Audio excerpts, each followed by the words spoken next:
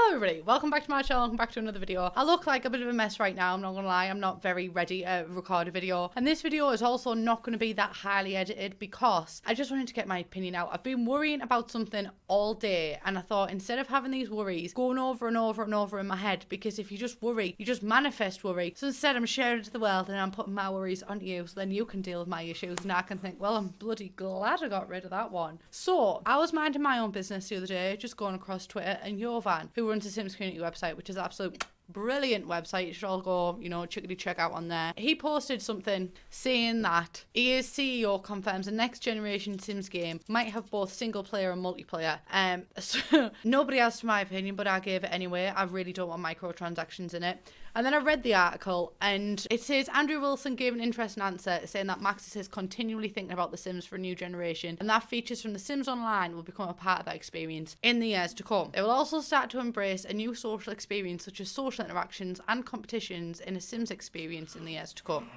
Now, Bella's worried and so am I, as you can tell. I just don't see it working. I don't know. I mean, this is all very preliminary and we don't actually have any evidence as to how this would work. Like, not any evidence, but we don't have a model or something to look at to say like, oh, this is how The Sims 5 online would work, if it even is The Sims 5. My best hope is that they're referring to an online Sims spin-off, kind of like The Sims Online was, and it's not actually going to be a part of The Sims 5 that you can't turn off, because, I mean, the whole thing with Sim City, I hope we've learned from that mistake.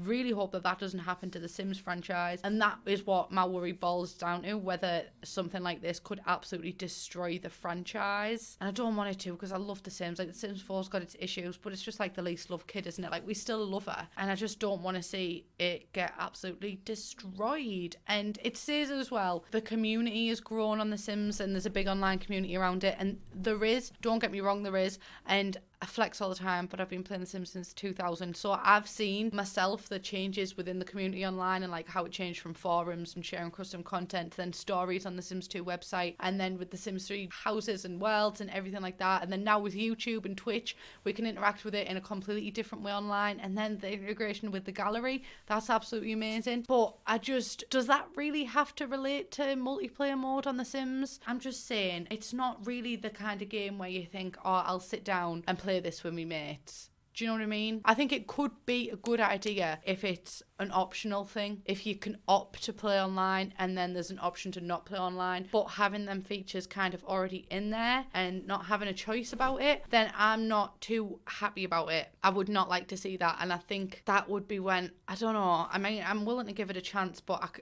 for me that would be the demise of the game, for me playing it, because I'm not really a multiplayer kind of person unless it's like a first person shooter game, and even then I'm too shy to put on a headset to strangers. Do you know what I mean? So how would it work? Would it be multiplayer online with absolute strangers?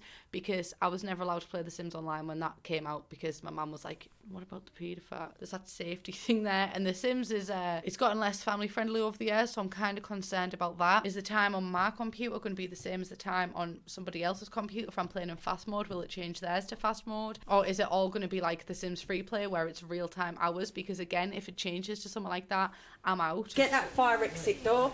I'm off. I am not a slow speed kind of girl. Like, I like things. What's your profanity? I don't like to wait a long time. I always play The Sims in fast mode, so that absolutely terrifies me. I am unsure. Now, they did say something like competitions. I'm not exactly sure what that means, because obviously we've only had a very small speech from the CEO, Tori. No, I'm sorry, I'm joking.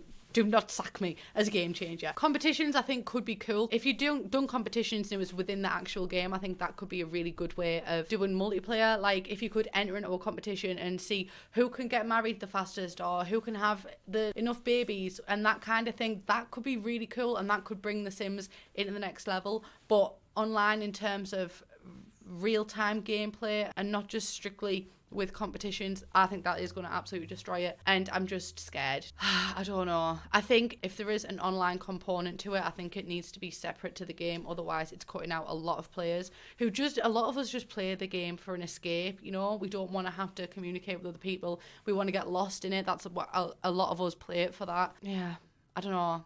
I'm terrified. I am big fat scared. Also, before I started recording this video, I was on the phone to one of my bestest friends, Brittany, and she mentioned whether or not with content, like if you've got custom content or even if you've just got content from different packs within the game, how will that show up in the game if you were going to be playing online with other people? And also she said that what she can see is it moving towards like a subscription type service to kind of negate that, so everybody just gets the same thing and it just keeps updating each month. And I'm not a fan of that. I don't know, it's kind of the exclusivity of gaming that I'm really against, like this whole thing with loot boxes, microtransactions and everything like that. I'm not really that into that, and it can work out more beneficial in some ways because you're paying that amount of money a month and then you just get everything. That could work out cheaper than buying an expansion pack for £34.99, but I'm also quite well aware of the fact that not a lot of people can have £9.99 or so, however much to spend each month on a game. Do you know what I mean? Like some people are struggling for money and not everybody has just got disposable income like that. And I think in that sense I prefer expansion packs a little bit because then you buy them once and they're yours, you don't have to keep up with the payments. I don't know, I do not like this exclusivity of gaming, and EA have been well known for it. Like the whole Star Wars, EA have got the most downvoted comment ever on Reddit about things like that, and I just think we should make it accessible for all regardless of your income. Like I just think we need to keep that in mind.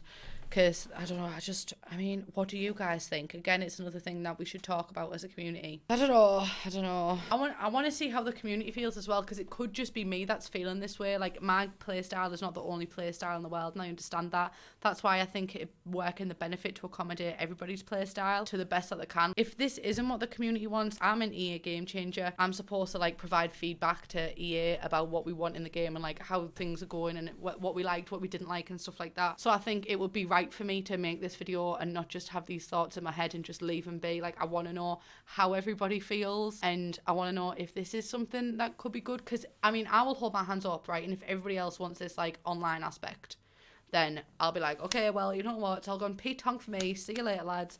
But if everybody doesn't want it, then I think it's important for us to speak our mind, because after SimCity, I'm just I can't lose The Sims. I can't do it. Oh, I do not want this to be the death of The Sims. It could be cool if it's done right. If it's not done in the way of SimCity, then it could be really cool. Otherwise, Paralyze is going to have to come out soon, isn't it? No, I'm jesting. But yeah, that is basically this video. It's only short, but I just wanted to get my opinion out there. I want to know what you think as well. So make sure you let me know down in the comments as well. Whether I'm thinking too much into it as well, let me know that. Because, I mean, I never let the truth get in the way of a good story, hennies. Let me tell you that one for free. Am I thinking too much into it?